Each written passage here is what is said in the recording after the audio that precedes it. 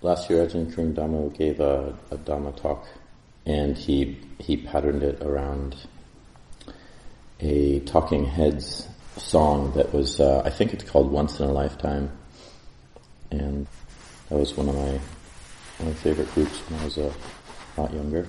And that song really has a lot to do with, there's a question around basically how did I get here?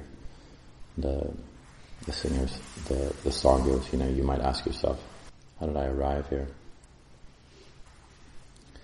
And in our life's trajectory, I could think of so many times when I thought of what I would be doing or how I would be doing it, and it was a bit surprising. I think when I was around 15, I thought of wanting to be a Buddhist monk, but I had no idea really what that meant.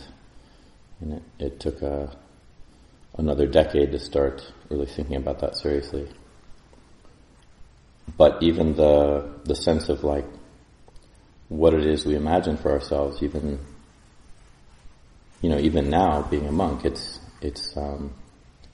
we just don't know what the future is going to bring. But yet the mind can kind of have some sort of desire that it wants, some sort of way that it wants to interact with the world or future. And in some ways this is helpful, if it's in a skillful way that we're thinking about some things that we want to encourage in our lives that are of value, that are something that they're helpful directions for us, then those can be very useful. But how easy it is to see that life turns out quite differently. And those things that we imagine for ourselves they're not always how we projected them or thought they would be. And so just kind of in thinking about the past or past aspirations, I think it's important to bring to mind a sense of evaluation, what is the direction that I'm going in? And however many times we could see that direction has changed, that we wanted to go a particular way and then we went another.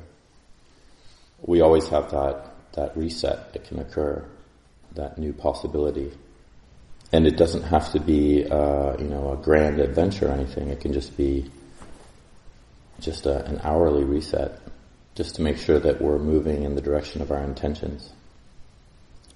And so I think this is helpful all the time, is to kind of, the Buddha's, one of his main teachings is around how we examine our own intentions.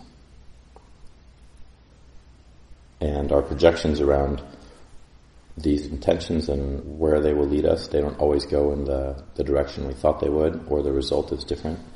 And so we need to evaluate that. Oh, okay, I need to try again, or do something differently.